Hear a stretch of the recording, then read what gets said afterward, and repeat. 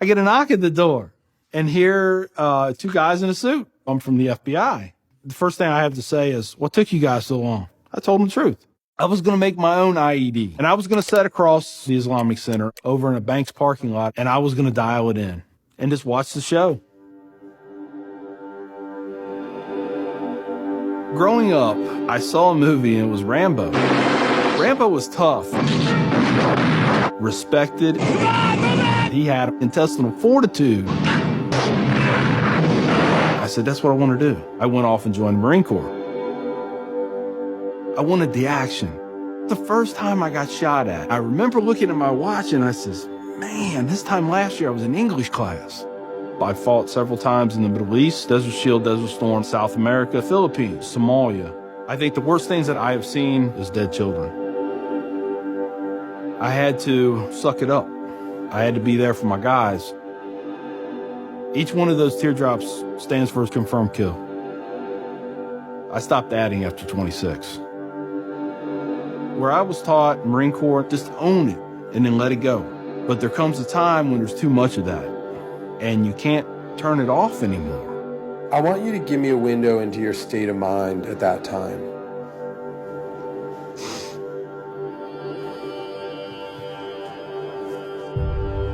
One time, my wife and I went to a DSW, and I saw in the distance these two women in black burqas in my store. I cried as I prayed for enough strength to go over there and break both their necks. I was just angry. I was just full of hate, and it just fed off itself. At that point, I was drinking a half-gallon of vodka every 2 days.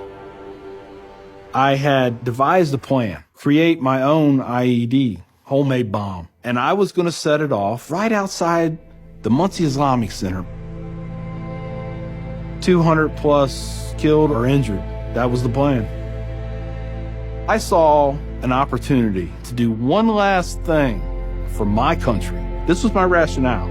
I knew I would end up in a federal prison with a needle in my arm. I didn't care. My hatred of Islam, it was the only thing that was keeping me alive.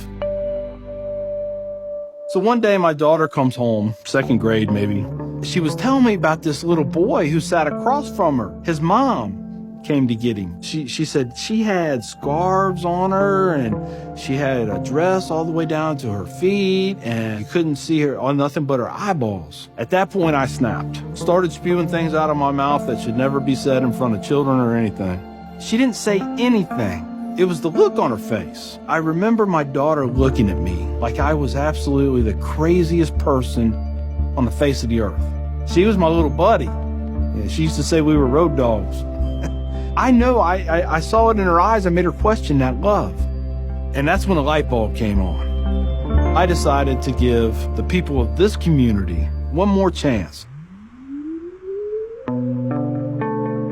So I went to the Islamic Center, see a gentleman in the shoe room taking off his shoes. He looks at me and he smiles.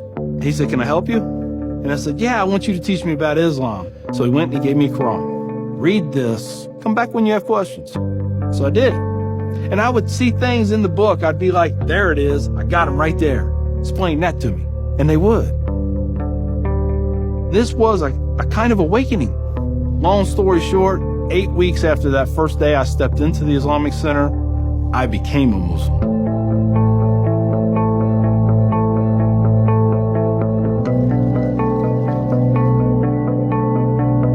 I'm a Muslim, a veteran, and a proud American. I had learned that I was completely wrong about everything that I felt. You know, Judaism had a message, Christianity had a message, Islam had a message. Funny thing is, though, it was the same message. It was about peace, and it was about love. Please join me in welcoming Mr. McKinney. My big thing is now to stop the hate. Nothing good has ever come out of hatred. I've done too many things. I've hurt a lot of people. I have to live with that. But if I can stop somebody else on the path of non-forgiveness, I won.